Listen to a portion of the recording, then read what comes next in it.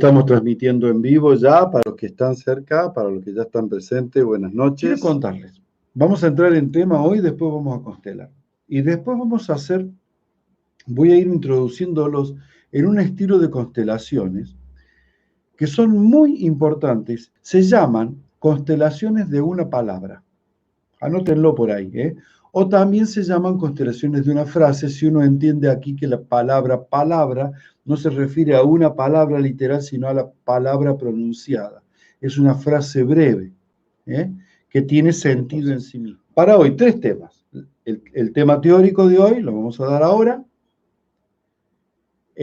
Constelar, vamos a constelar el terremoto. Los otros días estuvimos hablando del inconsciente y comencé con una pregunta.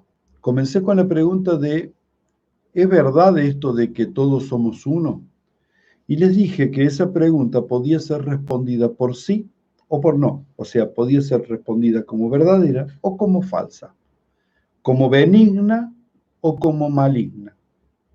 Y les terminé diciendo al final de la clase que si yo parto de una noción, hay una de las formas en que esta frase sea verdadera, es tener en cuenta que en el plano del inconsciente todos nosotros estamos unidos, esa frase es correcta, es verdadera y es benigna. Hay otra forma en la que estamos unidos que es en el campo de lo espiritual, pero el campo de lo espiritual también está en su gran parte en el mundo de lo inconsciente. Y esto va a ser, ahí me estoy acercando al tema de hoy. Y les decía entonces que desde el campo de lo espiritual también es verdadera. Ahora, sí, en el medio, entre el campo del inconsciente y el campo de lo espiritual, en el plano del medio, yo me posiciono en algo que se está pretendiendo hacer hoy a escala masiva y que se hizo durante miles de años y especialmente desde Hitler, que creó una metodología especial en adelante, algo que se llama propaganda. La propaganda es la divulgación de ideas políticas con una metodología específica que penetre en las mentes de las personas para que las personas la acepten sin chistar, sin oponerse. Eso es propaganda. El concepto de la palabra propaganda, nosotros hoy le llamamos propaganda a la publicidad, pero no es lo mismo. Publicidad, publicitar algo es hacer público, de ahí viene, público, publicus viene de populus, pueblo. Mostrar al pueblo, eso es publicar, ¿sí? Publicar y pueblo tienen la misma raíz.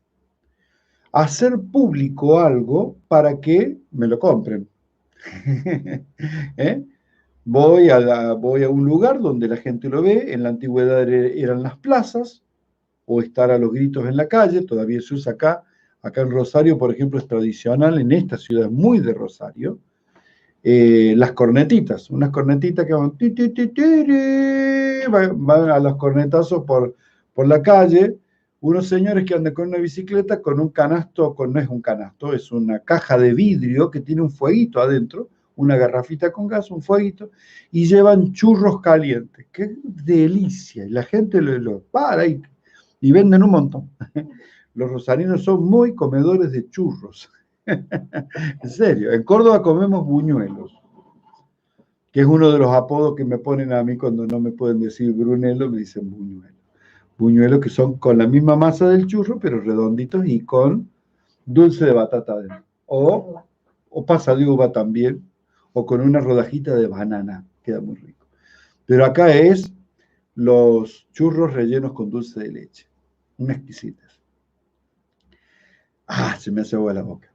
Bueno, entonces, cuando hablé de esto, les decía, la propaganda, que no expliqué la palabra propaganda el otro día, les explico, y quieren anotarlo, publicidad es hacer público algo, me quiero dar a conocer. Soy constelador y quiero que la gente sepa de las constelaciones, las publico. Internet, Instagram, las redes, el Facebook, la radio, la tele, público. Propaganda es otra cosa. La palabra propaganda en verdad viene de propagar. Propagar es diseminar, es difundir. pero tiene una carga simbólica muy importante dada por Hitler o por su ministro de comunicaciones que era Goebbels se escribe. El ministro Goebbels inventa el concepto de propaganda y le dice a su Führer, Mein Führer, mire, podemos hacer algo muy interesante, que la gente crea en nosotros y no se nos oponga.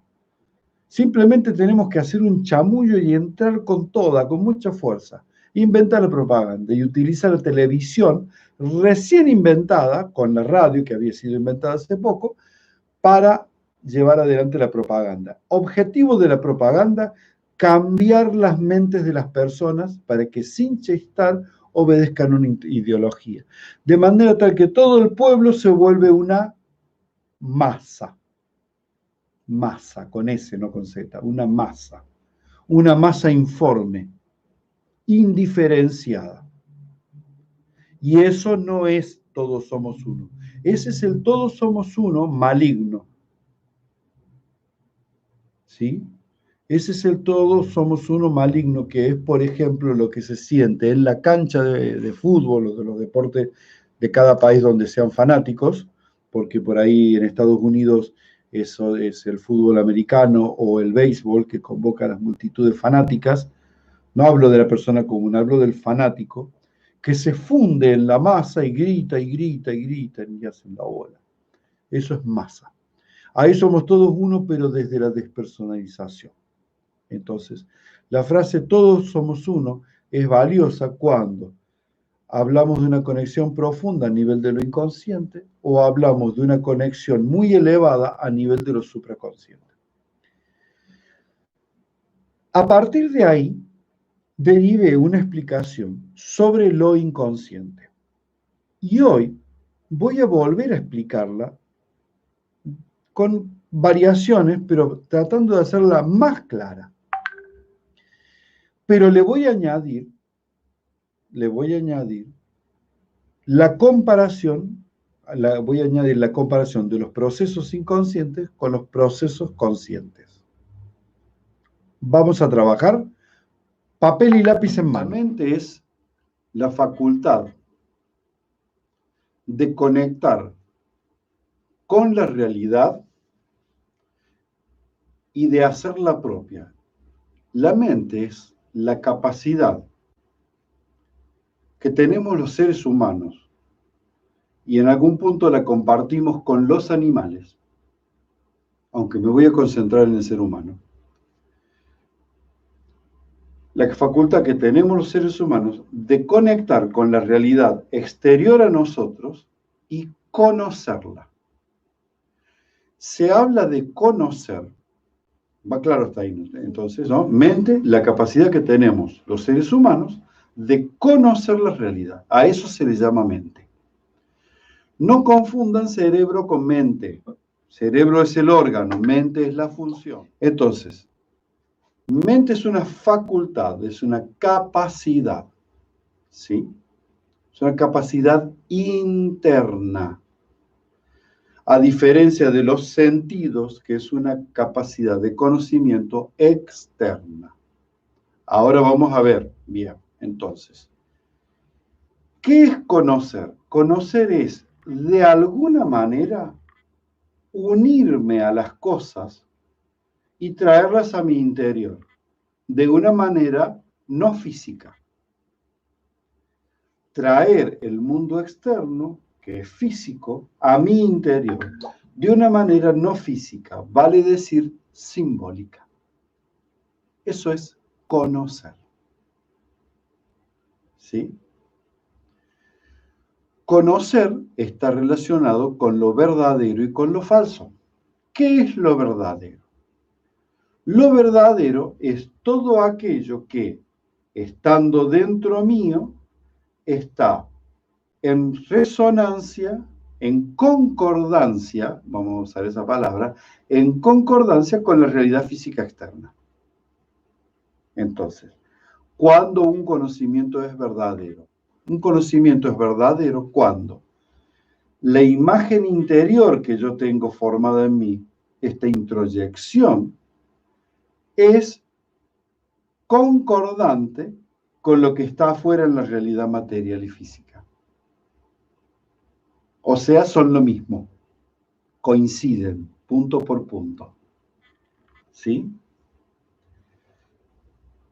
Yo puedo hacerme, por ejemplo, la idea, la famosa idea de un perro verde. Puedo imaginar un perro y pintarlo de verde. Hasta me cuesta pensarlo verde. Por más que lo imagine al perro verde, no voy a encontrar nunca un correlato en la realidad que sea verde, una cosa llamada perro, perdón por lo de cosa, un ser llamado perro que sea verde. No lo voy a encontrar, por lo tanto es una imagen falsa. Hay una distinción entre falsedad y fantasía. ¿Sí? La falsedad es eso, la no correlación. Dentro de las falsedades, la fantasía es el producto de una imaginación. Pero, digamos, el problema de la falsedad es cuando se relaciona con la mentira. Es cuando esa falta de correlación entre la realidad exterior y la realidad interior, esa falta de correlación es intencional. Cuando la hago a propósito se llama mentira. La mentira es un tipo de falsedad. A veces no lo hago a propósito, a veces me equivoco, me confundo, interpreto mal. Eso es una falsedad. ¿Estamos? Bien. La verdad corresponde a lo contrario. Lo que hay en la realidad exterior se corresponde término a término, punto por punto, parte por parte, con la imagen que tengo formada interna. Estos son los detalles del conocimiento. Son detalles muy básicos, muy simples, pero nos vamos afinando en el vocabulario. Porque, por ejemplo, de golpe hay gente que va a decir, y esto es un ejemplo lo que les voy a dar ahora, entonces estoy definiendo mente. Y les estoy diciendo que la mente es la facultad o capacidad de conocer. ¿Sí? Y les estoy definiendo el concepto de verdad y falsedad. Perfecto. Entonces, bueno, iba a decir un ejemplo, pero se me fue, porque capaz que me iba por las ramas. No me quiero ir mucho por las ramas. Me voy a ajustar a esto, disculpen, me voy a ajustar bien a esto, ¿sí? Entonces, la facultad, les decía, sí, no, sí es importante. Entonces, van a escuchar, y le voy a poner como un ejemplo de verdad, que mucha gente dice, yo tengo mi verdad, vos tenés tu verdad. Bien. Estrictamente hablando, no es correcto decir eso. Puede ser un modo de hablar, un modo de usar el lenguaje, pero está viniendo de una concepción errónea. Es como que yo estoy tan terco plantado en mi afirmación y vos tan terco en tu afirmación, como no podemos negociar nada, no negociar entre vos y yo, sino negociar con la realidad, observarla bien entre los dos. Quedamos vos con tu terquedad y yo con la mía. Entonces, cuando uno dice, vos tenés tu verdad, yo tengo la mía, yo en realidad lo que estoy diciendo es, vos tenés tu terquedad y yo tengo la mía, vos tenés tu necedad y yo tengo la mía. Somos dos necios. Y queremos convencernos el uno al otro de cuál es la verdad. Y es un error. ¿Vieron que nunca se logra? ¿Por qué? Porque la verdad no está entre vos y yo. La verdad está entre nosotros y la realidad. Estamos parados en la verdad, estamos contenidos por la verdad. Entonces, este es el primer error que quiero que sepan que está muy de moda y es esto, que cada uno tiene su verdad. Cada uno una verdad. Otro error en relación a la verdad es que las verdades son relativas.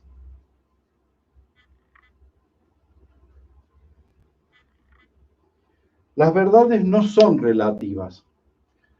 Que las verdades sean relativas es más o menos una forma filosófica de esto de vos tu verdad, yo mi verdad. ¿Eh? Es la creencia de que yo hago la verdad cuando conozco a la cosa. Es como que es una categoría que yo le impongo a la cosa. Yo la determino en verdadera. No, no es así. La verdad me determina a mí, porque está allá afuera. Soy yo el que me acomodo a la verdad, no acomodo la verdad a mí. ¿Sí? La gente que se sostiene que la verdad es relativa termina diciendo, o otra palabra que van, relativa. La verdad relativa es contada a través de un relato. Entonces yo te cuento un relato que es mi versión de la realidad. Y quiero que ese relato sea verdadero. Pero lo que lo hace verdadero no es que yo te lo relate bien, como decía el ministro Goebbels, una buena propaganda y te convenzo y te lavo el cerebro. La verdad siempre está en relación a lo externo. Y es esa conexión entre lo externo y lo interno que se hace perfecta, que se hace bonita. ¿Sí? No es una historia que yo te cuento. Entonces, fíjense que nosotros como terapeutas, una de las tareas más importantes del terapeuta es desarticular los relatos. Viene una persona y me dice, quiero constelar mi relación con mi papá. Voy a poner un ejemplo de relato. Un ejemplo de relato. Una persona viene y me dice, quiero constelar una chica muy joven, quiero constelar mi relación con mi papá. Bien. ¿Qué pasa con tu papá? No, no pasa nada con mi papá. ¿Por qué no pasa nada? Porque no lo conocí. Nunca lo conocí. Bueno, está bien. ¿Y sabes cómo se llama? No, no, no sé cómo se llama. ¿Sabes dónde vive? Me dicen que vive en Buenos Aires, pero me dicen mis tías que a lo mejor ya calculan que ha muerto. ¿Y tu mamá qué te dice? Y mi mamá no quiere hablar del tema. Bien. Todo esto es el relato, ¿eh? Ajá, bien, le digo yo. Entonces, si tu mamá no quiere hablar del tema y tus tías dicen que ya ha muerto, pero no tienen noticias de él en realidad cuando te están diciendo que está muerto, no es que está muerto, es que lo declaran muerto para vos. ¿Cómo? Mis tías me están mintiendo. No, tus tías te están tejiendo un relato. Son pícaras. Te están tejiendo un relato para que no entres en un terreno en el que no te están permitiendo entrar. Ah, qué cosa loca, mis tías. Todo el mundo hace relatos, todos hacemos relatos, no solamente las tías de esta chica. Entonces, se va a componer, el relato puede llegarse a volver muy complejo porque intervienen la voluntad, los deseos, los miedos, los rencores, los resentimientos, las situaciones duras no digeridas, como les pasa a las tías y a la mamá. Hay algo difícil no digerido. Entonces se hace todo en historia. Bien. ¿Y dónde está el relato de mi consultante? ¿Dónde está el relato de la consultante? Le digo yo, y vos estás muy preocupada, que realmente querés. No, no, en realidad no estoy preocupada por mi papá. ¿Y entonces, para qué querés constelar si no estás preocupada? Lo que pasa es que siempre me va tan mal con mis parejas. Ah, ese es el tema. No es tu papá el tema. Si no estás preocupada por tu papá. Tus problemas son tus parejas. ¿Lo ven? Entonces le explico yo a esta muchachita, le digo, paciencia, vamos a trabajar el presente, lo que es, lo que aparece hoy, lo que emerge como problemático, aquí y ahora. ¿Eh? Si la constelación muestra fenomenológicamente que esto está vinculado con tu padre, lo vamos a ver. Yo ya sé lo que va a pasar. Calculo, no me la sé toda, para nada. Pero ya calculo porque vi el relato. Porque está el relato de la madre, está el relato de la tía y está el relato de esta chica. Su propio relato. Y es que está convencida de que le va mal con las parejas porque no conoce a su papá. Entonces, ¿para qué quiere conocer al papá? Para que le vaya bien con la pareja, no para conocer al papá. Ella no quiere conocer al papá, ella quiere que le vaya bien. Entonces dijeron, bueno, mira, tenés que ir caminando de rodillas hasta la Basílica de Luján. Y la flaca se va. Y se va a pelar las rodillas, porque son como 300 kilómetros hasta Luján de acá, pero va a ir de rodillas hasta Luján, con tal de conseguir una pareja. Pero no era el tema. No hace falta pelarse las rodillas para conseguir una pareja. El tema era buscar la pareja. Entonces, hay una cosa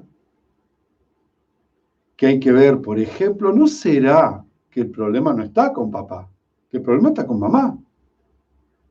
Que como hay algo no digerido en la relación con los hombres, con mamá, por lealtad a mamá, una muchachita joven no va a conseguir pareja. ¿Por qué? Porque o conseguirá parejas desastre, porque necesita que mamá, necesita darle la razón a la mamá, necesita ir a mamá y decirle, tenías razón, mami. Los hombres son una porquería. ¿Y la madre qué va a decir? ¿Y viste, nena? Pero eso no es una verdad. Eso es para la madre una verdad no digerida. Y para la hija una lealtad con la madre. Lejos estamos de la verdad. Esto es toda una relación, es algo que esta señora construye con el hombre que fue su pareja en algún momento. Y es solo con él. Y es una relación, una situación que esta chica construye en su relación con su madre. Eso no es la verdad, eso es un relato. Los relatos se construyen, las verdades no se construyen. Es más, para encontrar la verdad es necesario deconstruir, o sea, desarmar todos los relatos construidos, que son miles. ¿Me van siguiendo entonces? Vamos a ir viendo entonces que la verdad es esta conexión con la realidad. Y es tan difícil hacerla porque están construidos tantos miles de relatos, ¿sí? Porque es fácil decir el ejemplo clásico que te van a dar en la clase de filosofía. Esto es una taza, taza. Taza acá, cierro los ojos, veo taza, taza en la mente. Es una pavada, de verdad, no es mentira. Pero está muy lejos de la complejidad de la realidad que les estoy contando. La realidad es compleja y la hemos complejizado con esto. Entonces podemos ir al ejemplo de la verdad relativa. La hija puede decir, pero no, mamá, para vos, tu verdad es que los hombres no sirven. Mi verdad es que los hombres sí sirven y sigo buscando. No, no hay dos verdades. Hay dos percepciones de la realidad. Dos percepciones de la realidad. Y hay dos, posterior a la percepción, dos interpretaciones. La percepción es la captación sensorial. La interpretación ya entramos en el plano de lo mental. Hay dos interpretaciones de la realidad, pero no hay dos verdades, no hay dos realidades. ¿Estamos? Entonces, fíjense que el acceso a la realidad no es tan fácil como parecía. No para los humanos. Bien. Cada vez que me voy de la verdad, me voy al relativismo, a la verdad de cada uno, me voy al relato, me voy al mundo de la falsedad. Y cuando utilizo este relato para manipular la mente de las personas, entonces ya no estoy en el terreno de la falsedad, sino en el terreno de la mentira. No es lo mismo falso que mentiroso. No es lo mismo. ¿Estamos? Porque la falsedad no es ni honesta ni deshonesta, es humana. Todos los humanos vivimos en la verdad y vivimos en la falsedad. Y vamos oscilando. Justamente crecer en la verdad significa ir saliendo de la falsedad y entrando cada vez a la verdad. Pero en la mentira sí hay una valoración moral negativa. Sigo entonces. Una cosa que complejiza el estudio de la mente, una característica de la mente, es que tiene dos caras, y eso también la vuelve compleja. Voy a usar dos colores. Voy a usar un azul oscuro y un verde claro. Tiene una cara no conocida,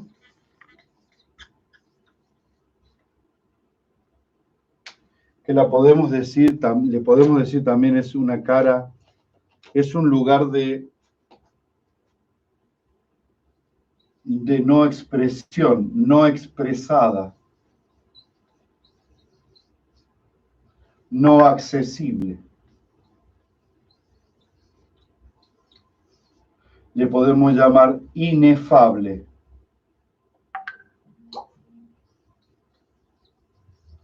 Inefable. No puede ser fablada. ¿Qué quiere decir fablar? Hablar. En el castellano antiguo, fablar era hablar. Fue perdiendo la fa por la ja y la ja por la a. Hablar. Inefable, inhablable. Eso es inefable. Pero a la vez la mente tiene una cara. En esto voy a ir rápido porque estoy tratando de clarificar los conceptos vistos la vez pasada, ¿sí? Una cara conocida, una cara expresada, expresable, accesible a nuestro conocimiento, y no sería inefable, no sé cuál, lo contrario de inefable es accesible, estamos con lo mismo. ¿Estamos? Esa es entonces lo que nosotros llamamos de la mente inconsciente y la mente consciente. Y les decía los otros días, y esto puede ser un concepto importante, lo recomiendo que lo tengan en cuenta, no es el inconsciente, es lo inconsciente. No es una cosa, es una característica. ¿Sí? Es una característica. La mente tampoco es una cosa, la mente es una función.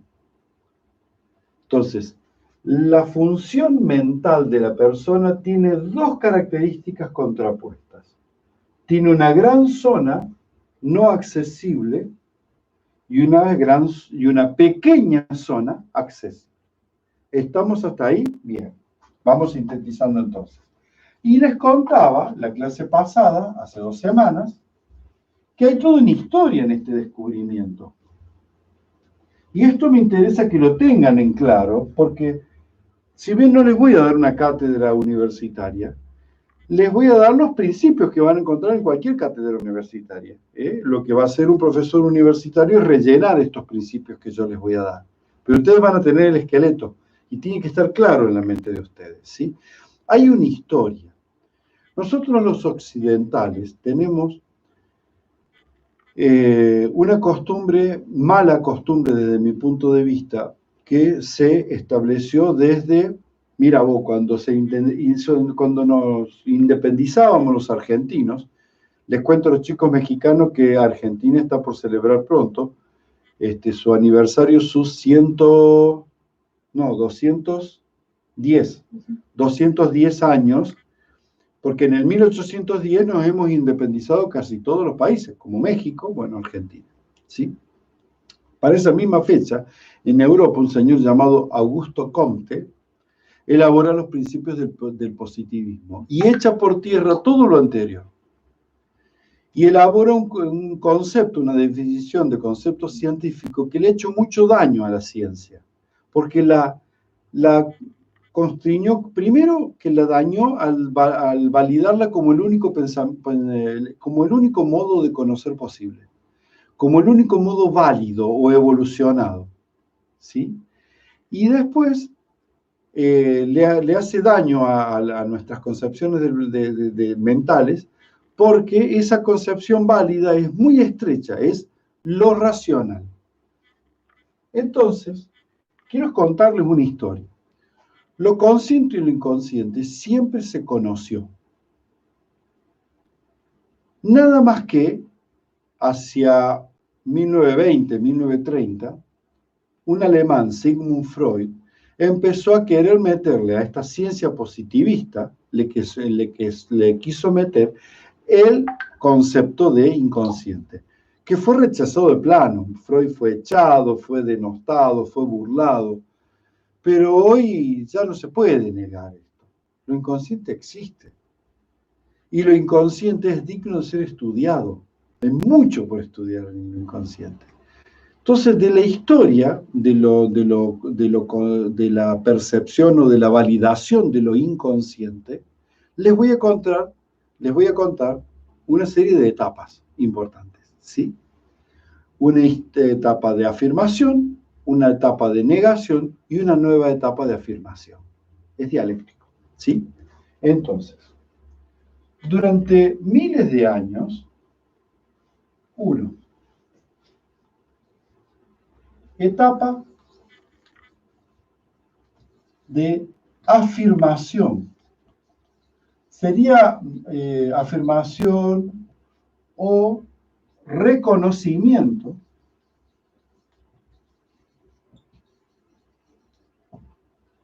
de lo no consciente. Uno. Dos, voy a dejar un espacio acá para explicarlo. Dos, etapa de negación. Y tres, voy a venir a la actualidad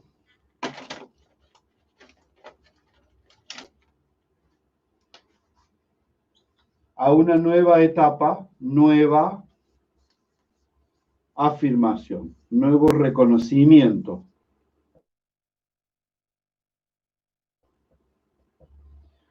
A esta etapa de negación ya le puse una fecha, 1810 en adelante.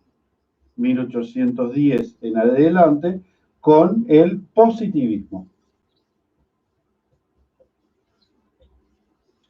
No es malo el positivismo, ha sido un gran aporte a la ciencia, lo que pasa es que es limitante. Entonces se convierte para el siglo XXI en el que estamos ahora, esto era el siglo XIX, en el siglo XXI está limitando la expansión de los conocimientos.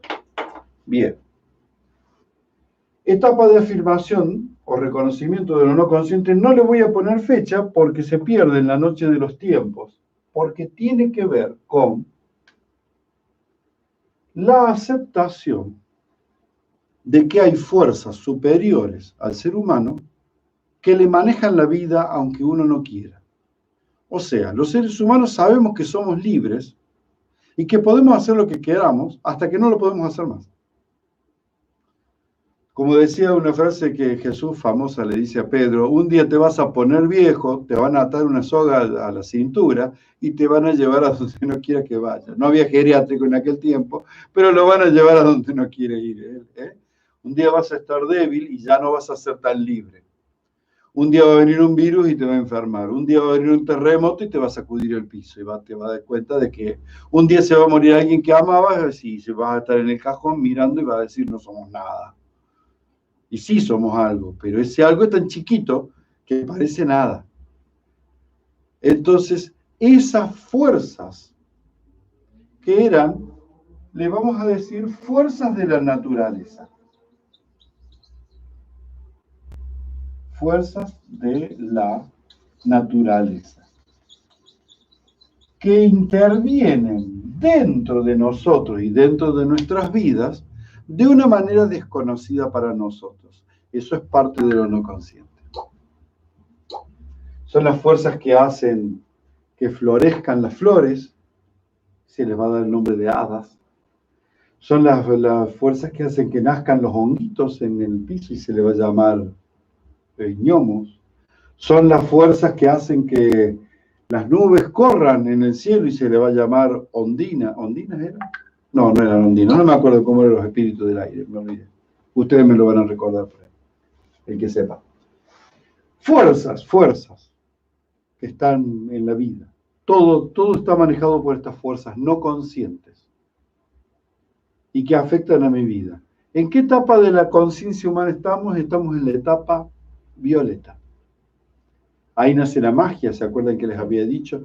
Nace la hechicería, nace el brujo, el chamán, como alguien que intenta controlar esto. Y todo el trabajo del brujo y del chamán consiste en entrar en conexión. ¿Por qué los chamanes usan tantos narcóticos?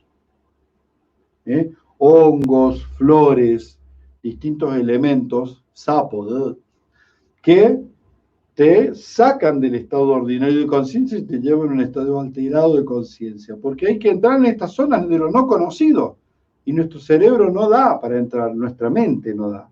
Entonces entran a través de productos narcóticos, se fumaban una buena pipa, usaban peyote, usaban distintas plantas alucinógenas, ¿sí?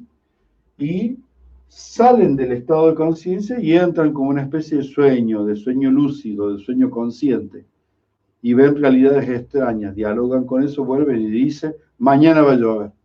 Ahora no, ahora vemos el celular, ¿viste? Pero era complicado, y ese entrenamiento le llevaba toda una vida al brujo. De niñito entraba, de chiquitín, ¿sí? Y era entrenado en eso, brujo o bruja, quien fuera. Entonces, lo no consciente está presente en la vida de la persona.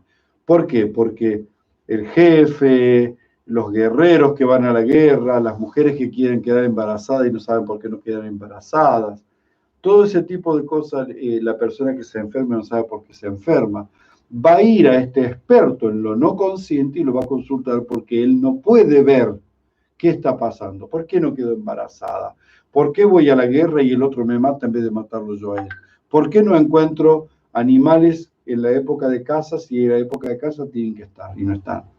¿Estamos?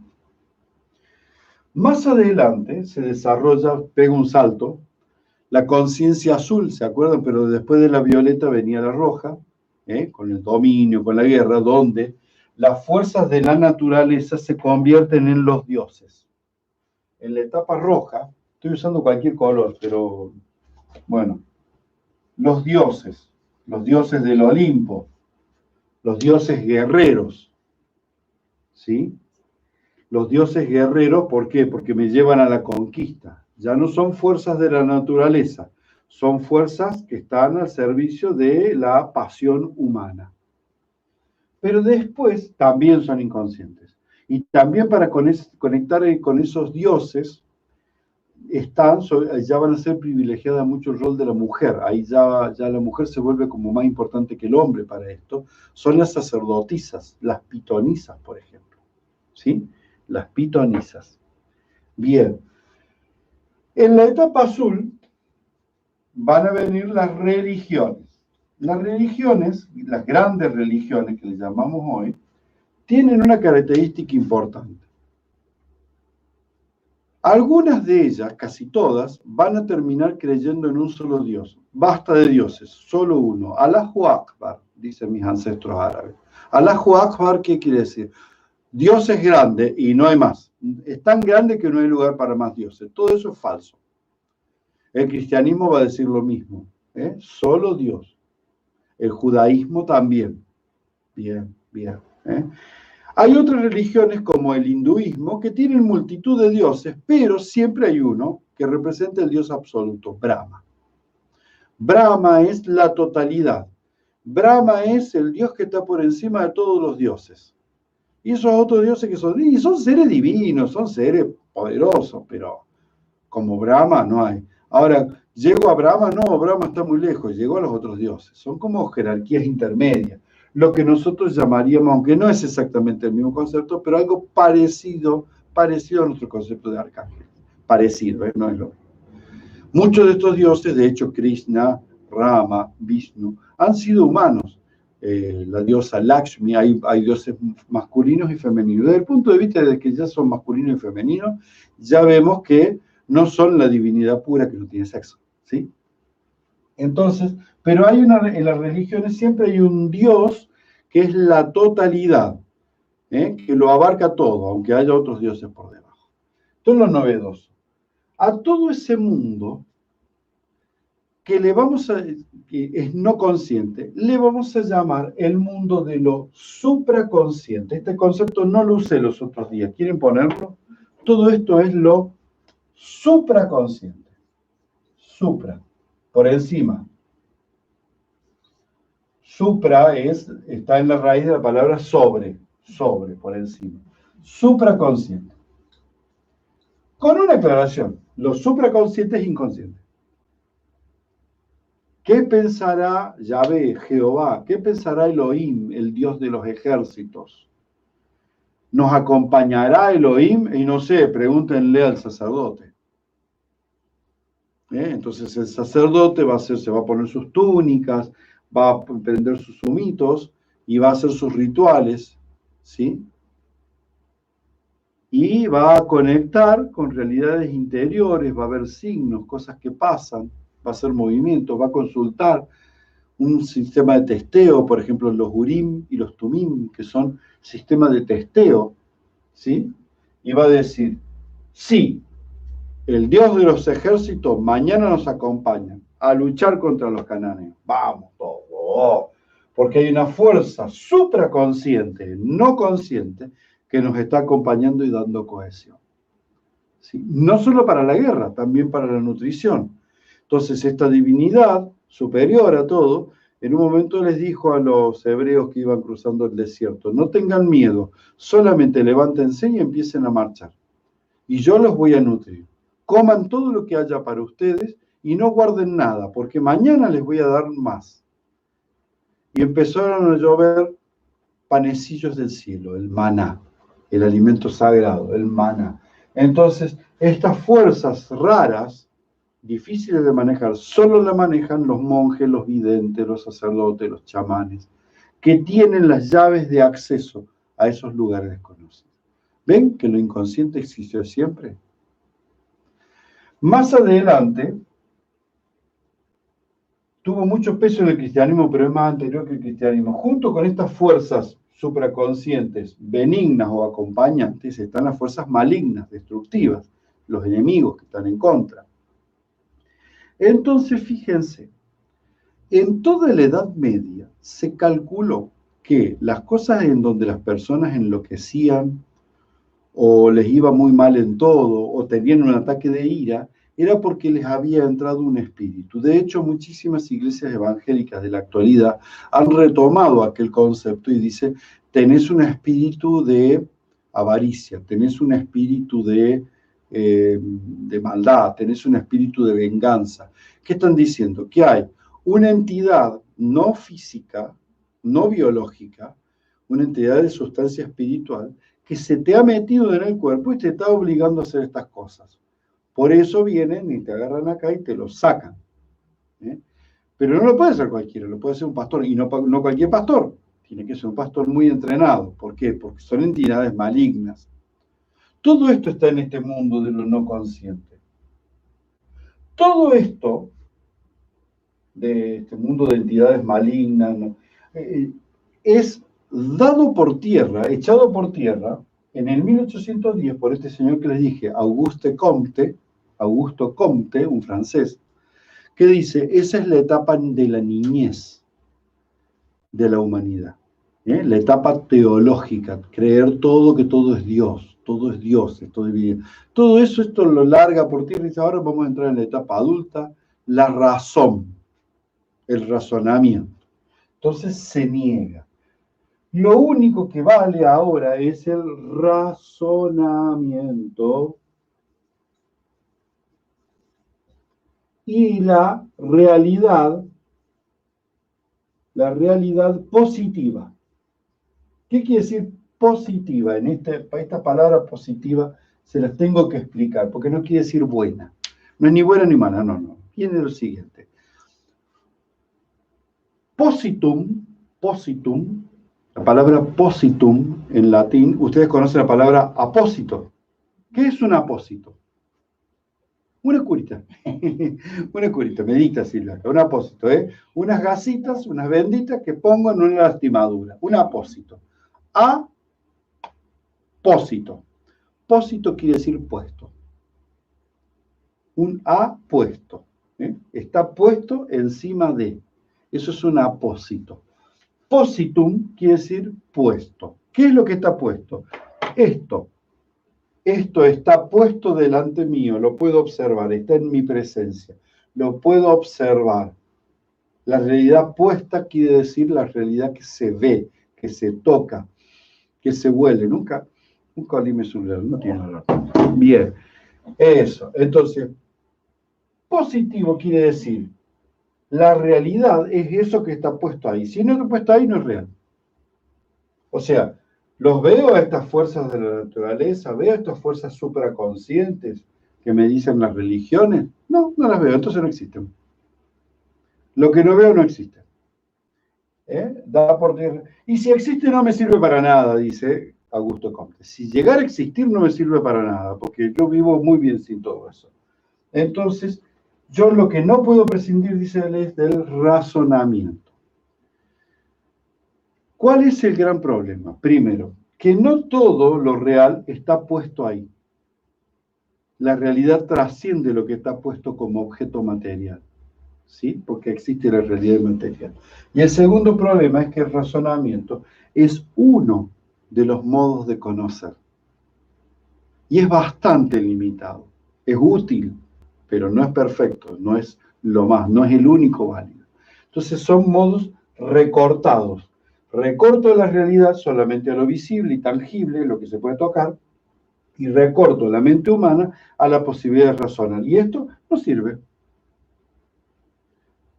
Yo supe leer un cuento una vez en relación a esto de un autor inglés de esta época, que es el mismo autor que escribió la novela que ustedes la conocen porque la habrán visto en las películas, de Sherlock Holmes. ¿Cómo se llama?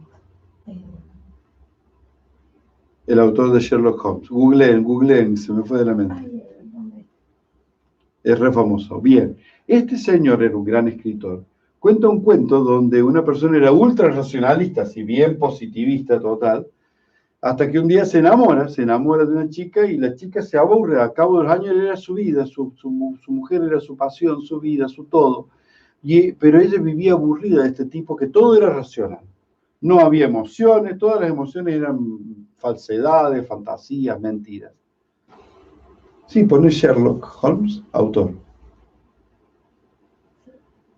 Entonces, este científico, que amaba tanto a su mujer, un día va a su casa y su mujer no está. Hay una carta donde le dice que se fue con el jardinero, se rajó y se fueron a vivir de Inglaterra, se fueron a vivir a Polonia. No me busques porque no me vas a encontrar. Te dejé porque me aburrí de tu racionalidad. Y él dice, está confundida, ha razonado mal, ha razonado que ese hombre la amaba más que yo la amo más que nadie, y era verdad. Bien, listo. Ahí está. Arthur Conan Doyle. Arthur Conan Doyle. Cuenta este cuento, ¿no? Entonces, pasan los días y él sigue razonando y habla con sus amigos y les explica, racionaliza todo, ¿no? Pasan los meses y ya va contando, y sí, ella debería haber razonado ya, pero no vuelve. Pasan los años y él va muriendo de tristeza. Entonces, sus amigos, que lo amaban porque era un buen hombre, le dicen, estás muriendo de tristeza. Todos estos años te has pasado razonando sobre tu amor a tu mujer y no te has dado cuenta que el amor no se lo puede razonar. No, es imposible, dice él. Esto es muy claro. Bla, bla, bla, bla, bla, bla. Yo ya no la quiero más, pero te estás muriendo. Se termina muriendo. Muere de tristeza. Nunca va a poder reconocer. Una bella historia, ¿eh? Yo la cuento así muy torpemente porque hace muchos años que la leí y no recuerdo el nombre, pero la voy a buscar. Pero muy bella, muy bien relatada. Esta ausencia de corazón, ¿me entienden? Entonces, esta novela la escribe Arthur Conan Doyle, que era un Sir Arthur Conan Doyle, la escribe para demostrar vitalmente que el razonamiento es muy cortito y la escribe para esta fecha, un poquito más adelante, por el 1850, 1860. Bien. 1930, damos un salto en el tiempo, aproximado, no tengo la fecha exacta, pero pónganle año más, año menos, o sea, en los periodos que van entre la Primera y la Segunda Guerra Mundial, redondeo con los 1930. Sigmund Freud empieza a proponer a la comunidad científica un análisis de los actos fallidos. ¿Por qué me equivoco? Digo una cosa por otra. Si yo cuando quiero decir una cosa, digo la contraria, Si yo me detengo en el momento y pienso, ¿por qué dije esto? Me voy a dar cuenta de que en mi mente no consciente estaba viniendo un río de pensamiento que era oculto, negado, dice Freud, con ríos subterráneos que van corriendo por debajo de mi mente, pero que en un momento emergen como un pozo surgente. Estos ríos subterráneos él les llama lo no conocido, lo no accesible, lo no expresable, lo no consciente. Nace el concepto de inconsciente en la época contemporánea, que se empieza a divulgar con mucha oposición, porque todos se lo negaban como si no existiera, o le negaban validez científica. Cuando él dice y descubre que no es posible curar la histeria, por ejemplo, o la neurosis, sin acceder al inconsciente de las personas. Y crea un método de acceso, crea un método propio de acceso. Bien, estamos entonces, la historia del no consciente, primera etapa, la afirmación de tipo religiosa, ¿sí? Mística, de tipo no fantasiosa, de tipo supraconsciente. La segunda etapa de negación positivista y la nueva afirmación a partir de Sigmund Freud. Ahora voy a hacer la historia de esta tercera etapa, etapa 3, que nace con Sigmund Freud.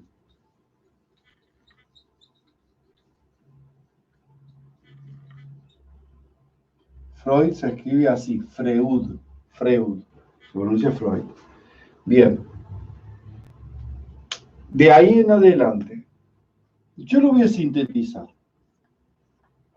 Y sepan que esto es todo lo que les voy a decir es verdadero. No les voy a decir ninguna pifiada. No voy a atacar a ninguna de las personas que voy a decir, todo lo contrario. Las voy a valorar como los grandes maestros que le van enseñando al mundo científico, le van diciendo, cabezas de corcho, abran la mente. No sean cabezas de termo, abran. El mundo de las vivencias infantiles reprimidas. Vivencias infantiles,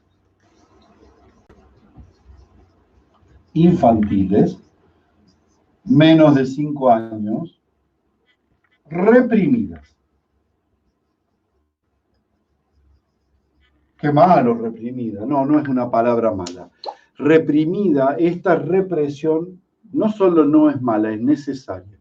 Si esas vivencias infantiles no son reprimidas, la persona va a ser prácticamente un animalito. ¿Por qué? Porque ahí está, según Freud, la gran diferencia entre el animal humano y el animal animal. Ahí está. Para Freud, el niño menor de 5 años es un animalito. Será feo, pero no, hay que, diga, son cosas que si uno las profundiza se da cuenta que se está refiriendo. ¿En qué sentido animalito? Él lo dice en un sentido positivo, bueno, en el sentido de que la vida animal se expresa plenamente, y eso para Freud, y para la época del 1810 a 1930, era muy positivo. Ahora, con la revalorización de los animales que estamos viviendo en esta nueva era verde, de conciencia verde, no nos suena tan feo. Es decir, es como que el impulso vital que creó a los animales va a generar en el ser humano algo de animalidad también, que es el amor por la vida, el apego a la vida, los instintos que en el hombre se llaman pulsiones, o sea, empujes que pulsan, ¿sí?, hacia la vida.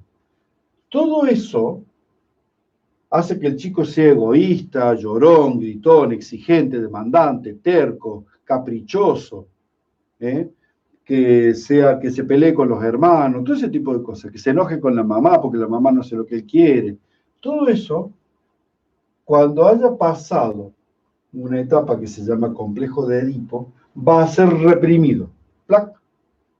A partir de ahí comienza la fase plenamente humana de la persona. Se empieza a humanizar. Empieza a aprender. Por eso, adelantar la escuela a menos de 5 años es una aberración en realidad. No hay que apurarse. Pero bueno, no importa, eso es otro tema. No nos vamos a meter en eso ahora. Bien, entonces, ahí nace, se va el infante y nace el niño. Por eso el preescolar debería llamarse como se llamó originalmente, jardín de infantes, porque son infantes, porque no tienen 5 años, porque no tienen terminado el complejo de Edipo. Bien. Freud. Esas vivencias infantiles reprimidas van a quedar para toda la vida como pulsiones de vida o de muerte. Pulsiones que van a la vida, pulsiones que van a la muerte. Y no son conscientes. Ese es el inconsciente freudiano. Más profundo que esto en Freud está el ello. El ello, que él llama el id, es la base animal que todos nosotros tenemos, ¿sí? Donde está básicamente el instinto de supervivencia. Pero esta es la parte clave que quiero tomar, que nosotros valorizamos. ¿Qué pasa? Él en su vejez, ya estoy hablando de 1940, pasado 1940, pero más todavía un discípulo de él que fue Carl Gustav Jung, descubre que hay una zona inconsciente, Carl Gustav, como Gustavo pero sin la O, Jung, J-U-N-G. No digan Yang, es Jung, porque es alemán, no es inglés. Entonces, Carl Gustav Jung descubre que hay un inconsciente colectivo. El inconsciente colectivo, que como les decía los otros días, se expresa a través de símbolos compartidos por toda la humanidad.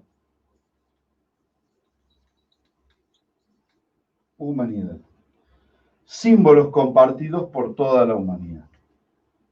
Los otros días les expliqué el cuadrado, la cruz, el círculo, el 8, ¿sí? El mandala. El mandala, que es la unión del círculo con el giro, con el 8, con el 4. Los mandalas. Perfecto. Todos esos símbolos están guardados en el inconsciente de todas las personas y la humanidad está unida a través de estos símbolos. Todo eso lo expliqué en la clase pasada. Van viendo ahora, va quedando claro el esquema, ¿no es cierto? Al lado de Carl Gustav Jung,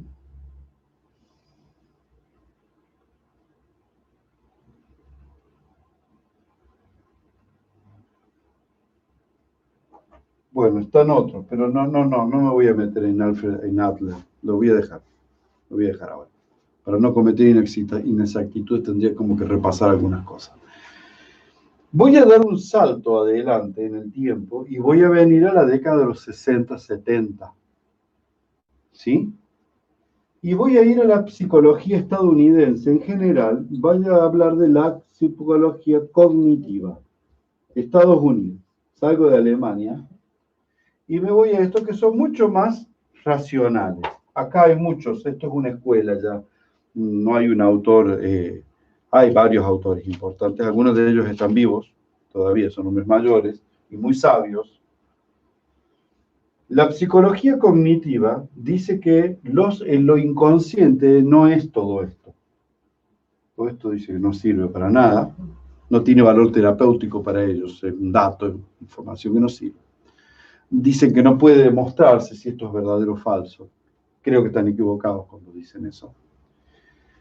Ellos dicen que, pero existe lo no consciente, y son aprendizajes automáticos, hábitos que hemos aprendido. Hábitos automáticos. Hay hábitos del cuerpo, que son modos de hacer las cosas, que las hacemos así, no sabemos por qué las hacemos, suceden solas, y hay hábitos mentales, y les llaman creencias. De acá viene el trabajo que lo usamos mucho en constelaciones, el trabajo de desarticular creencias.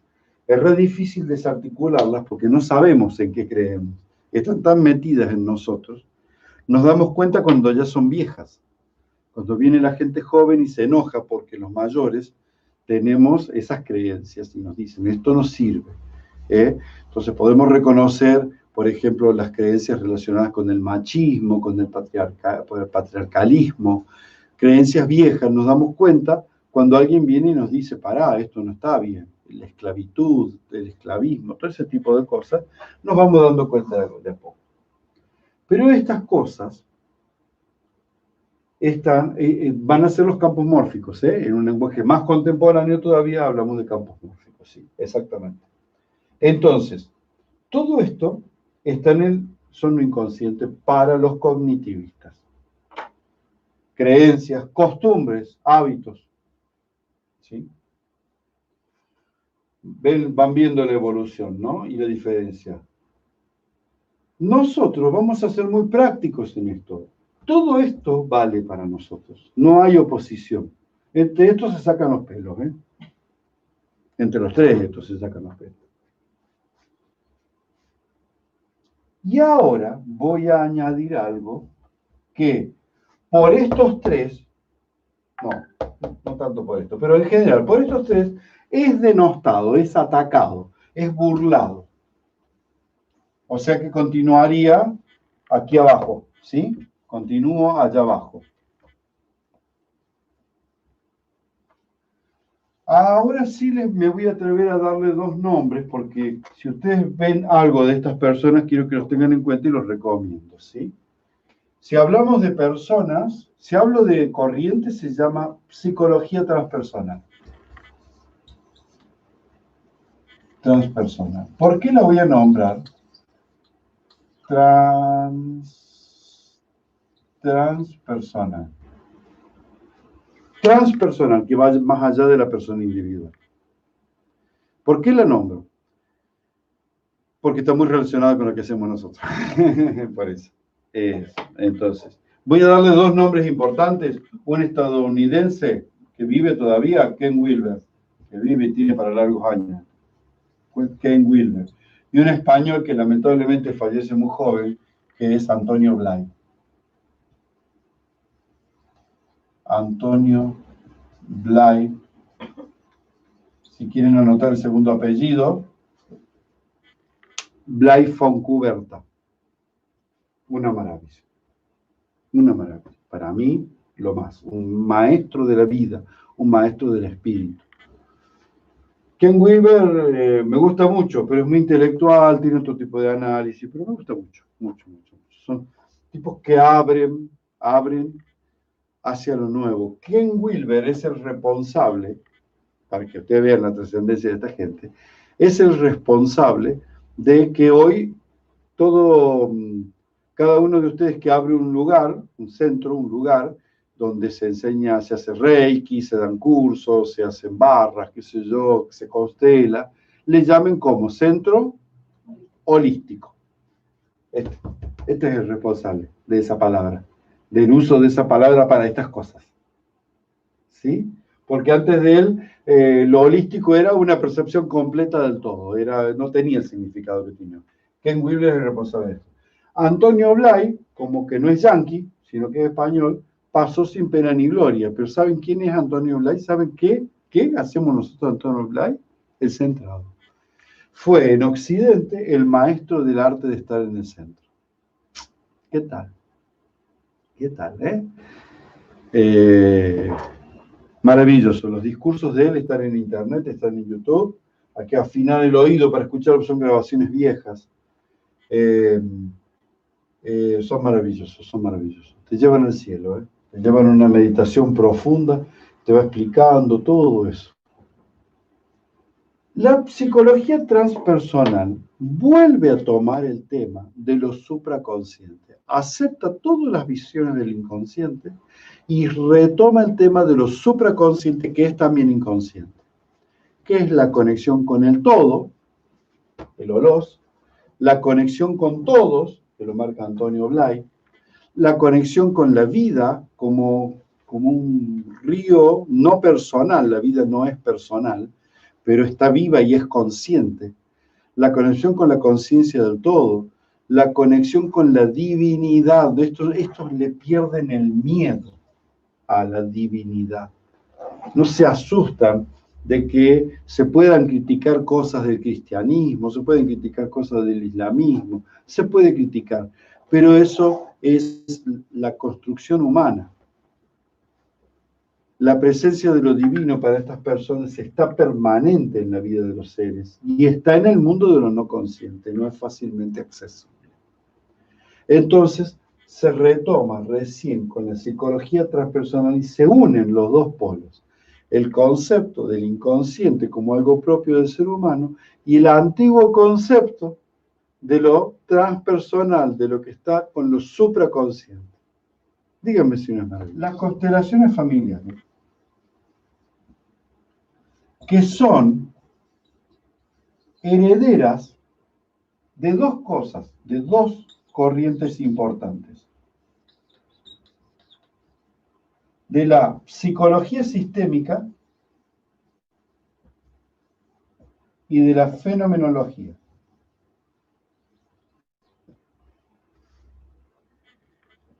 La psicología sistémica dice lo siguiente: todo en nosotros es sistémico, todo está referido a nuestro sistema familiar de origen. Y las conexiones no son conscientes. Dice un psicólogo sistémico muy famoso, que fue Iván Bosanmeñi-Nagy, dice: nosotros heredamos una deuda no pagada por nuestros ancestros. Él le llama mortgage, ¿cómo se dice? Hipoteca. Una hipoteca no pagada. Nuestros ancestros nos dejaron, nos clavaron con una hipoteca y la tenemos que pagar nosotros. Uno de los conceptos clave de la psicología sistémica. Todo es sistémico, eso es lo más importante de todo.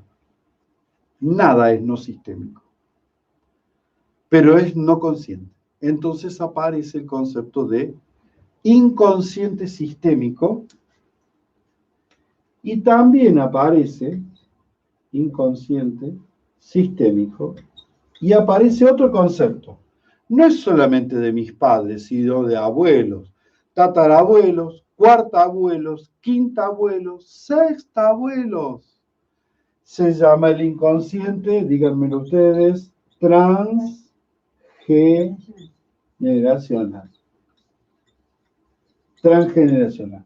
No confundir con la técnica de análisis transgeneracional, que es una técnica específica. Entonces, es un enunciado teórico. Entonces, nuestro inconsciente, fíjense cómo cada vez vamos uniendo más cosas en el inconsciente.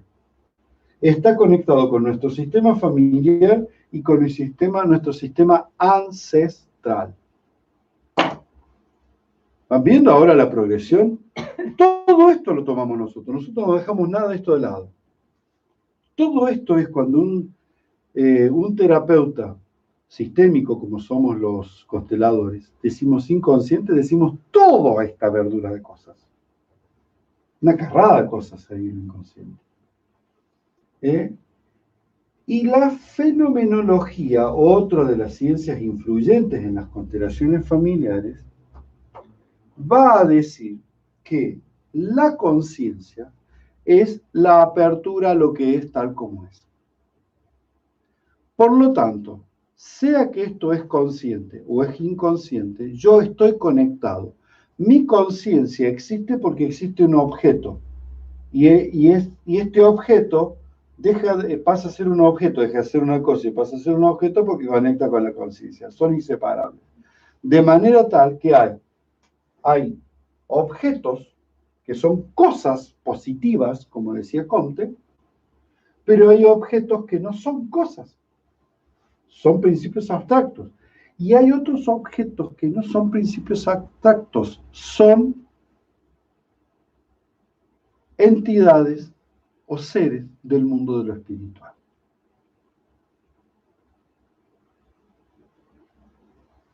Esto es maravilloso. Cuando yo estudié filosofía, estudié a un señor aburrido llamado Edmund Husserl.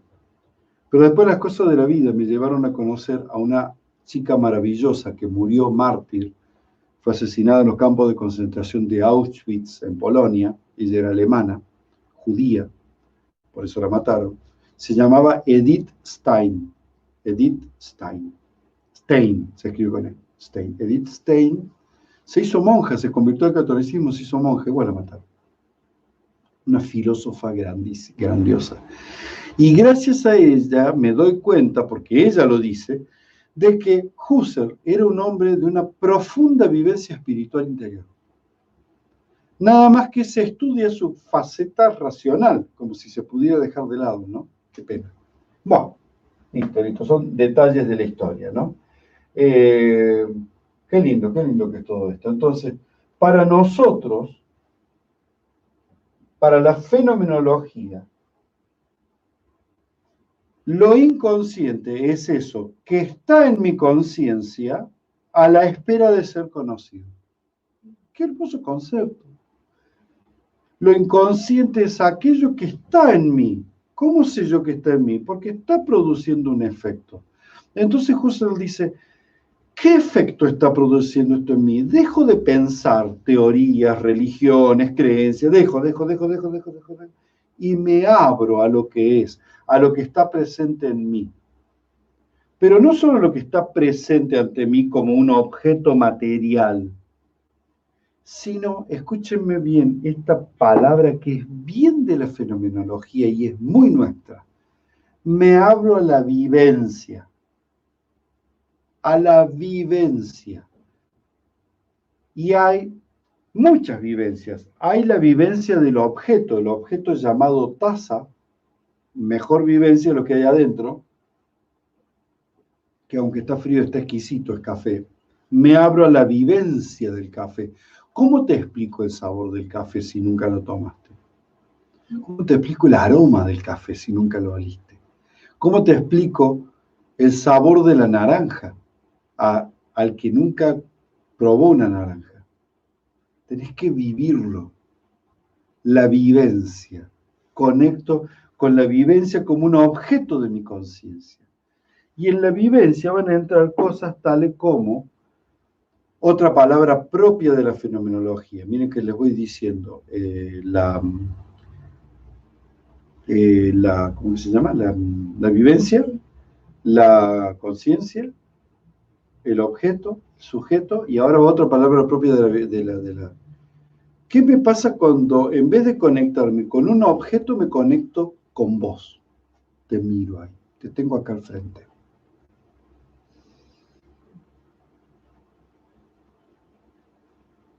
¿Qué pasa? ¿Qué sucede? No sos una cosa. Resulta que vos vivís lo mismo que vivo yo, esta percepción de lo que vivo. Por lo tanto, la vivencia de conocerte es una vivencia de intersubjetividad. Dos sujetos, no dos objetos. Y aparece el concepto de intersubjetividad. ¿Quieren escribirlo? Es largo. Intersubjetividad. Subjetividad, entre, inter. Eso lo desarrolló mucho Edith Stein, la discípula de Husserl. Y en la vivencia de intersubjetividad, yo no solo me doy cuenta de que vos sos como yo. Hay una palabra que me lo olvidé que iba allá, el misterio. Vuelve a aparecer la palabra misterio de la antigua teología de la época violeta. Y el milagro. Misterio y milagro van siempre juntos. Y ahora descubro que vos sos un misterio. Tú es mysterium, dice la frase. Estoy ante vos, un misterio. ¿Y cómo lo sé yo eso? ¿Saben qué dice Edith Stein? Por la empatía. Palabra clave de la fenomenología. Empatía. Miren, palabras que usamos un montón y no sabemos de dónde vienen. Y vienen todas de la fenomenología. Vivencia, intersubjetividad, empatía. ¿Qué quiere decir? Realmente puedo ponerme en tus zapatos y sentir lo que vos sentís. Miren, no es algo nuevo. San Pablo decía en la época del comienzo del cristianismo, decía, lloro con el que llora y río con el que ríe. Empatía. Puedo sentir lo que vos sentís. Y la clave es tal cual como vos lo sentís. Hay que tener mucha fineza espiritual para animarse a afirmar eso como una categoría filosófica válida que siempre había sido negada como posible. ¿Estamos? Todos esos son conceptos clave para nosotros. Derivan de la fenomenología. En esa intersubjetividad entro en empatía. Esa es la clave de las constelaciones. ¿Por qué un representante siente cosas? Porque entró en empatía. Así de simple. Espero que todo lo visto hace 2 semanas, ahora vaya quedando más claro y lo hayan podido ir relacionando con lo que después vamos a estar constelando. ¿Sí? Ese es el propósito. Un pedazo de papel, arranquen una hoja por ahí, y una lapicera, un lápiz, algo que escriba.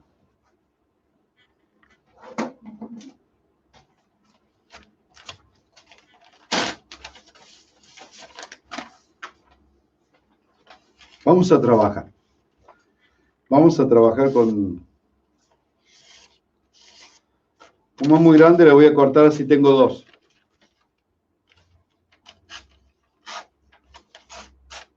La pueden cortar y hacer 4, pero voy a trabajar con 2 solamente. ¿Hay un uso en el celular? Usa papel. Guárdense las otras 2 para hacer un ejercicio después. Esto se entrena. Esto que vamos a hacer hoy es la introducción. Ahí está la Fabi Bellone, todavía no se ha ido. Esto, Fabi Bellone, es algo que yo no le enseñé a los de segundo año. Esto es algo que lo fui diseñando ahora ad hoc para esto, porque los límites nos potencian. Al no poder estar con ustedes, tengo que crear cosas nuevas. Así que vamos a hacer esto. En este papelito voy a anotar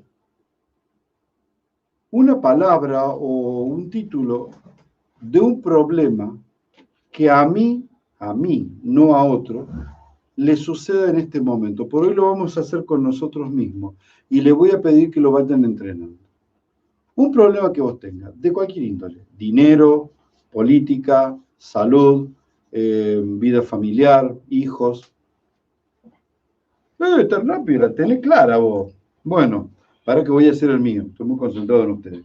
Anótenlo y dóblenlo como sanguchitos. Es un símbolo. ¿Lo doblo como sanguchito o lo doblo como... Lo doblo. ¿Eh? Yo voy a anotar el mío.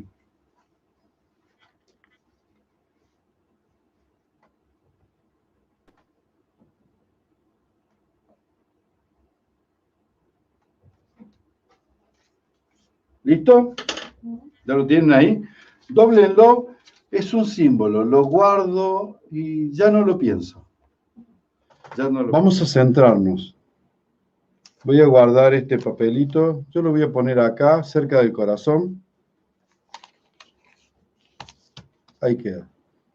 Pueden ponerlo en el tercer chakra también. Pueden ponerlo abajo de la cola, donde quieran. O en la mano. Donde quieran. Yo lo metí acá, cerca del corazón. Y olvídense de lo que acaban de escribir. Déjenlo. Olvídense.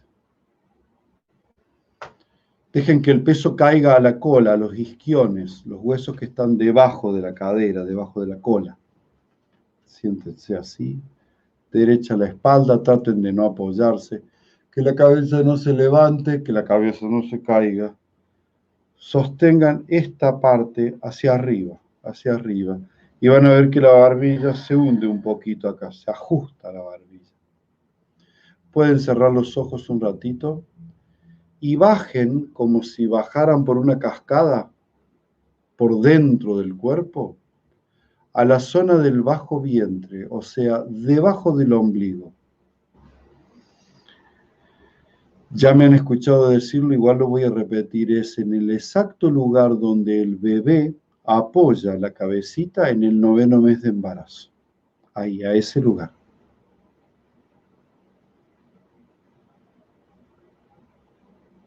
Olvídense de todo, solo busquen esa sensación de estar en el fondo oscuro y fresco de una gran tinaja de barro. Hay una canción que dice esa frase, ¿sí? La han escuchado. En el fondo oscuro y fresco de una gran tinaja de barro.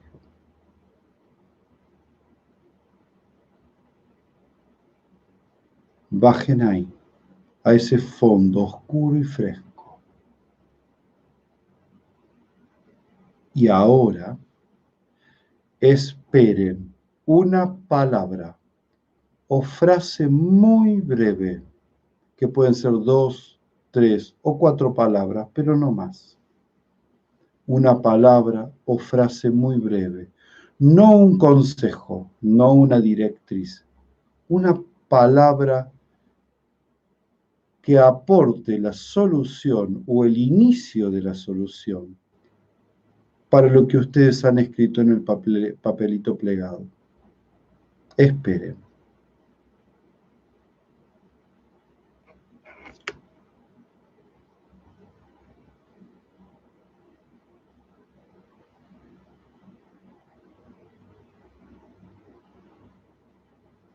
Esperen tranquilos. Posiblemente ya haya venido. Si vino una palabra, vuélvanla a sepultar y esperen a ver si emerge de nuevo o emerge otra cosa.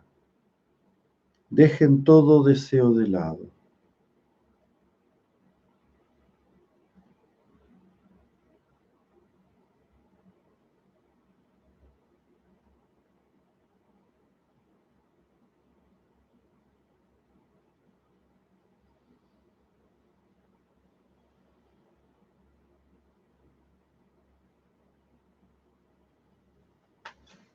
Saquen el papelito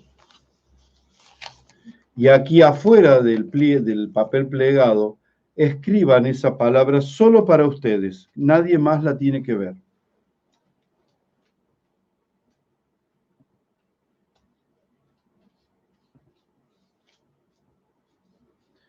Puede ser una idea, una virtud, una fuerza, puede ser una acción,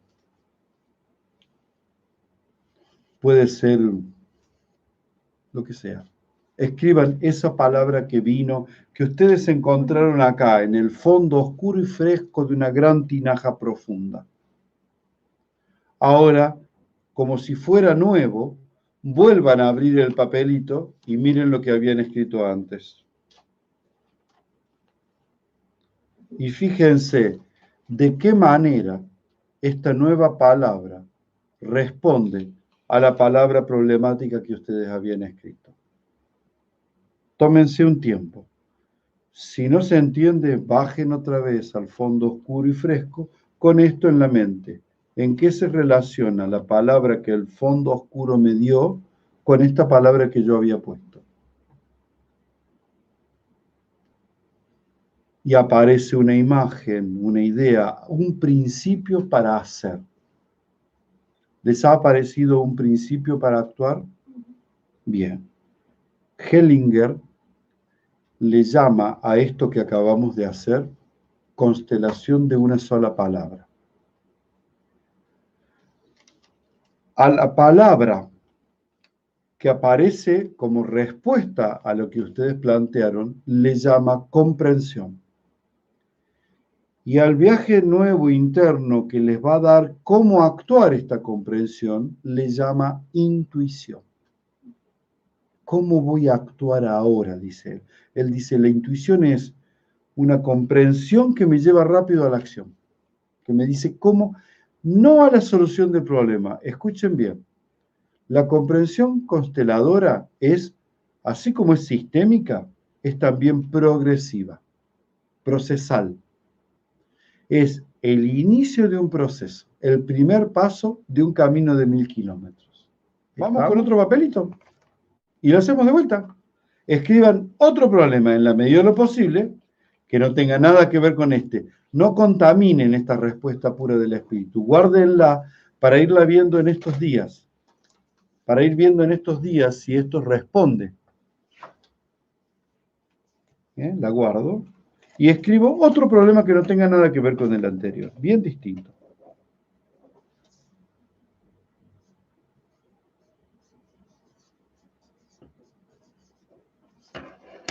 una palabra que lo simbolice a ese problema. ¿Ya está? Ujú. Plieguen para simbolizar que lo guardo en el inconsciente. Pónganla, yo tengo mi cajita del inconsciente en el corazón acá, ahí queda sostenida.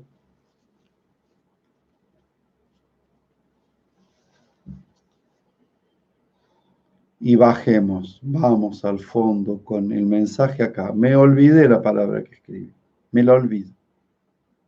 Bajo.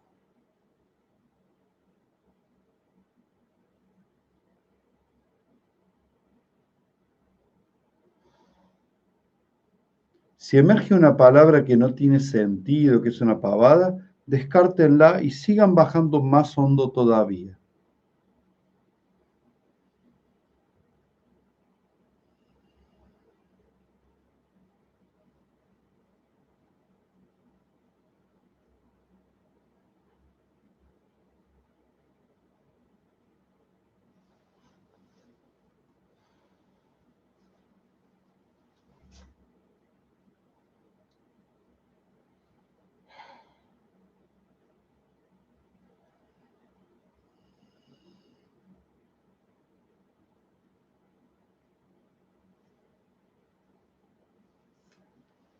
Bien. ¿Listo? Saquen el papelito y escriban por fuera la respuesta que han obtenido.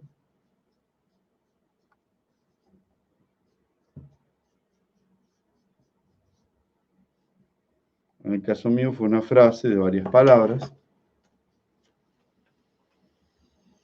¿Listo? Entonces, como si no supieran lo que escribieron, como si no supieran, ábranlo de vuelta y observen. ¿Suena muy rara? No importa, bajen. Una vez más, con ambas palabras, ahora sí, con ambas palabras presentes. Y esperen una indicación del cómo.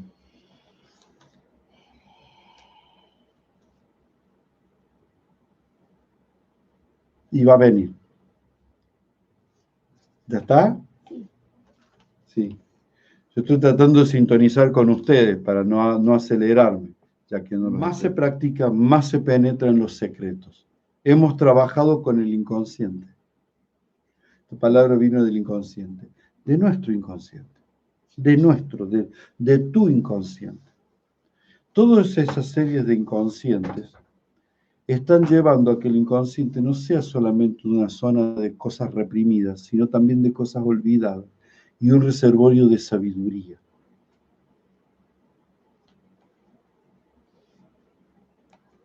Porque ahí están los conocimientos de todas nuestras vidas anteriores. Vamos a hacer algo parecido a lo que hicimos los otros días, ¿te parece, Silvia? Miren, se llaman imponderables las cosas que no podemos manejar y nos vienen con mucha fuerza. Una nevada, una tormenta muy fuerte, un terremoto, una muerte, un fallecimiento, una enfermedad, una plaga mundial. Imponderables, imposible manejarlo. La orden de un gobierno autoritario que impide hacer cosas como le gusta a las personalidades autoritarias, ¿sí? Ya vamos a hablar de psicopatía un día, ¿eh?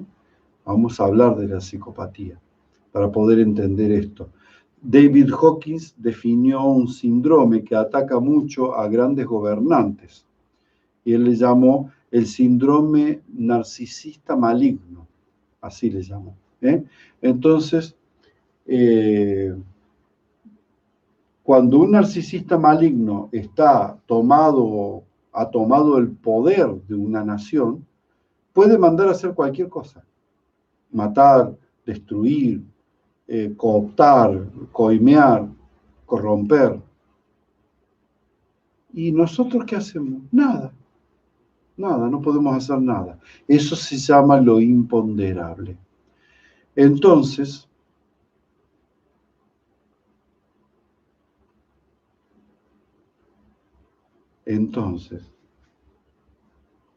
voy a buscar una silla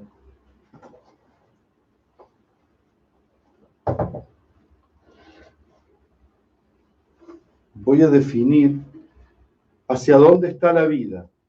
Aquí en esta casa, tradicionalmente la vida apunta hacia el patio, que ahora está de noche.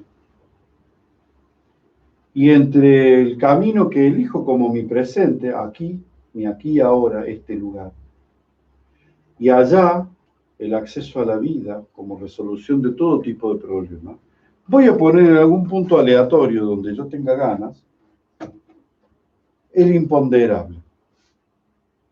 Claudia, en México, puede llegar a ser el terremoto, por ejemplo.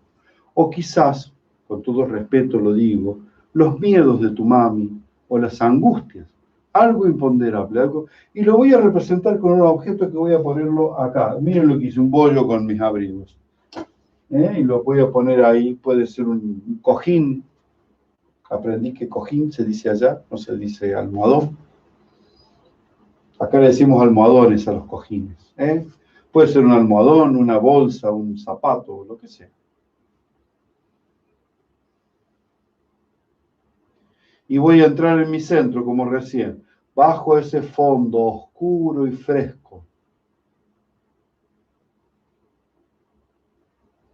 Dejo las piernas livianas, relajadas, los pies bien apoyados en el piso, pero a la vez livianos, no anclados en el piso.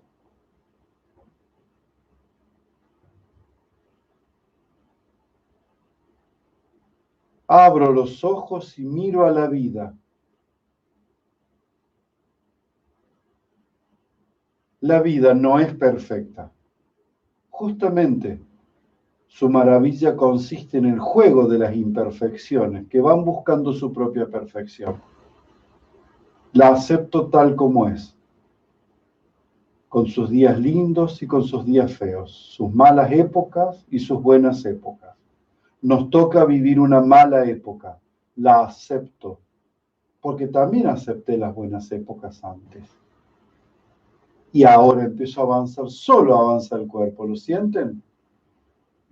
La vida te atrae como un imán. Y vas a percibir cuando estés acá, qué pasa con tu cuerpo cuando estés a la altura de este imponderable, que puede ser un Urano o un Plutón retrógrado, o un Saturno retrógrado, un planeta, o puede ser un desastre natural, o una enfermedad, o un gobierno autoritario, o un familiar autoritario que está presente en tu vida y no lo puedes dejar, no lo puedes zafar. Es lo que le pasa a los niños cuando tienen papás que los maltratan. Es inmanejable eso. Entonces aquí estamos. Me ha frenado y me ha hecho retroceder. ¿Qué les pasa a ustedes? Algunos van a estar temblando, otros van a sudar, otros se van a arquear, otros se van a encorvar. Yo estoy acá frenado, no puedo avanzar ni retroceder.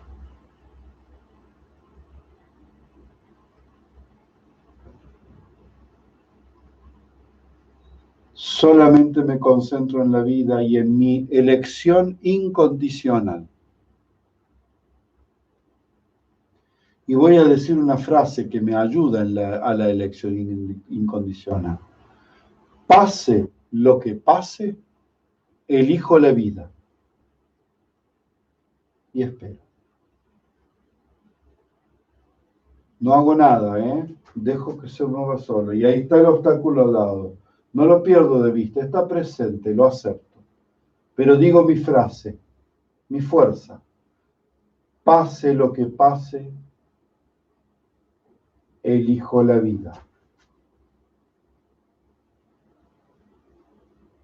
Me tira para atrás otra vez. Acepto. Nada va a estar resuelto si no está resuelto. Dicho de otra forma, los karmas terminan cuando terminan y cuando no terminaron, no han terminado. Vuelvo. Elijo aprender.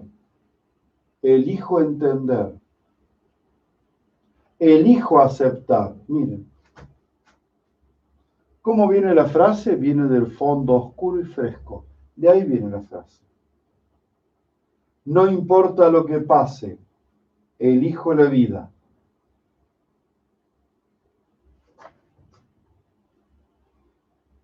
Cuando salgan del influjo de esa cosa negativa que somete nuestras vidas, ustedes van a sentir una liviandad. Elijo la vida.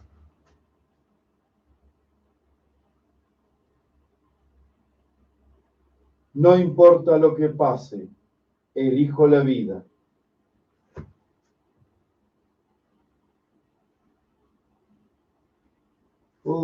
Me fui hacia la vida, vuelvo, regreso con ustedes. ¿Cómo están?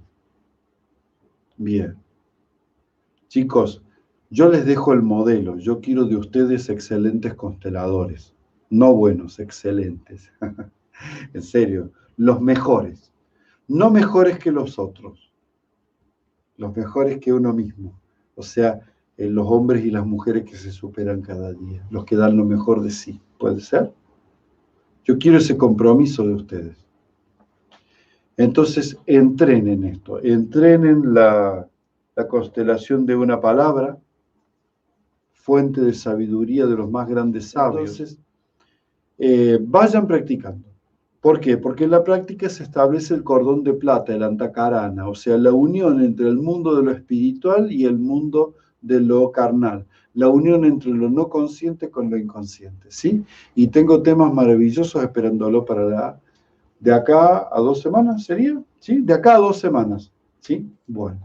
Bueno, gente, les dejo un abrazo grande a todos, mucho cariño,